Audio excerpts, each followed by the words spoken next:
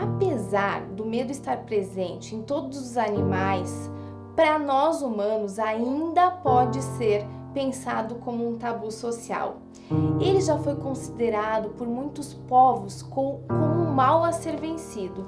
Só que nos dias de hoje, o medo ainda é visto como algo relacionado a fobias, terror, pânico, doença, covardia, fraqueza. Mas por que será que, mesmo sendo um acompanhante tão antigo do ser humano, ainda é tão difícil compreender o medo e controlá-lo? O medo está presente em muitas situações, que vão desde dizer a verdade para uma pessoa até enfrentar situações desagradáveis e até arriscadas. E ele também é construído socialmente dependendo da cultura da comunidade que cada pessoa está inserida. O medo, ao longo do tempo, ele pode se transformar sim em fobias e até mesmo em doença. Mas mesmo assim ele pode servir como uma peça muito importante para o nosso crescimento pessoal. No nível pessoal e psicológico, ele pode se tornar uma ferramenta que eu acredito muito de autoconhecimento e até para a compreensão dos nossos limites. Para muitos psicólogos, ele é um referencial, um ponto de partida na escala evolutiva da nossa personalidade. Por isso também é muito importante a gente saber enfrentar o medo. Existem muitos tipos de medo.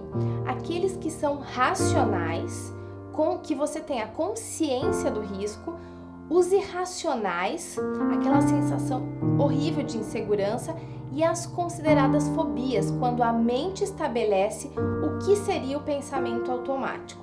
Mas então, como enfrentar esse medo? Como função que ele ocupa de instinto de sobrevivência, o medo ele ajudou a manter o ser humano vivo durante muitos e milhares de anos. E por razão disso, ele foi o responsável por adaptar o ser humano às mais terríveis condições da natureza. Dessa forma, o homem, por meio do seu repertório, das suas experiências, ele foi conseguindo avançar nos seus estágios de desenvolvimento. É importante reconhecer quais são as circunstâncias e os momentos em que o medo se instala na sua vida e também como proceder. Prepare-se para desafiar o medo. O medo em estágios não crônicos, como aqueles da fobia, ele pode ser suprimido por meio do conhecimento e da prudência. Enfrentar o medo simplesmente seguindo um roteiro de recomendações não é nada fácil.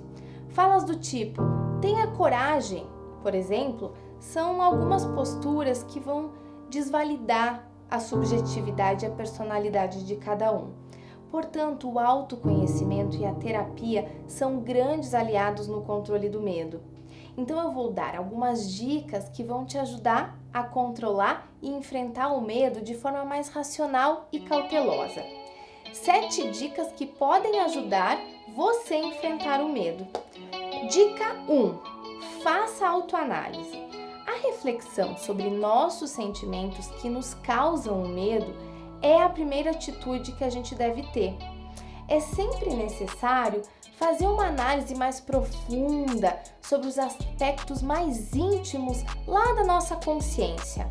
Também é super importante se observar e ficar atento aos obstáculos mentais e emocionais. Sem isso, não vai ser possível chegar a essa exploração interior. Um psicólogo ele vai conduzir todo esse autoconhecimento profundo e vai te ajudar a enfrentar esse medo. Dica 2. Escolha consciente. No momento em que o medo se aproxime, tente criar alternativas e algumas escolhas para essa situação. Observe como a sensação desse medo, se ele traz algumas memórias do passado e tente desatá-las mentalmente. Uma boa dica é usar a abstração, ou seja, sair da posição de enfrentamento para o observador, enxergando a situação que causa a ansiedade sobre outra perspectiva, você pode reduzir o medo. Dica 3. Conhecendo o inimigo. O medo deve ser exposto aos poucos em relação a esse objeto que causa temor, desde que não ultrapasse as fronteiras de si e do outro.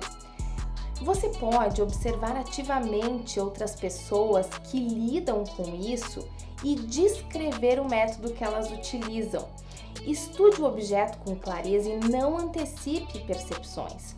Dica 4. Silencie a sua mente.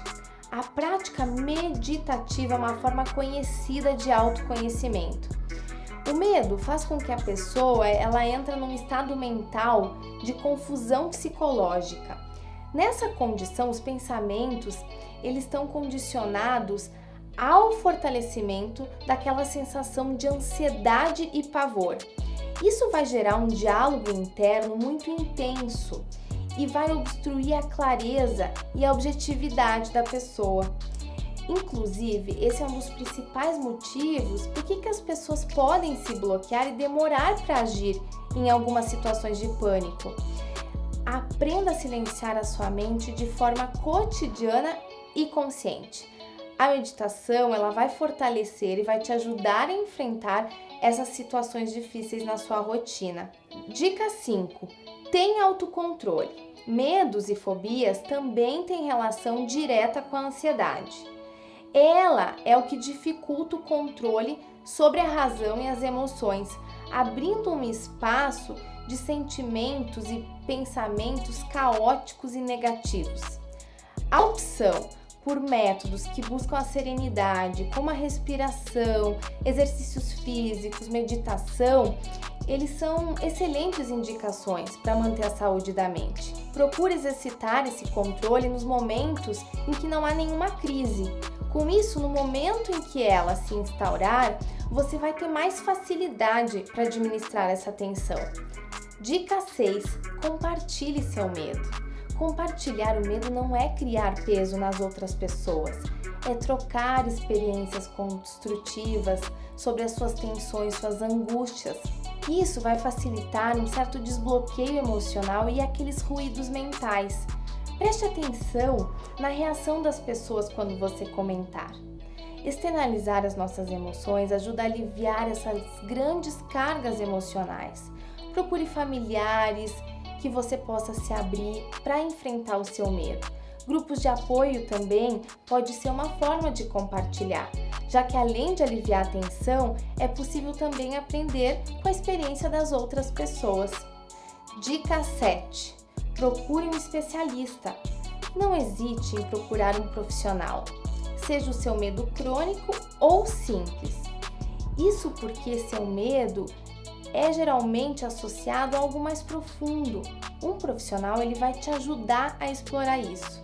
E não importa o tamanho e a complexidade do seu medo, ele pode ser tratado com a ajuda do especialista.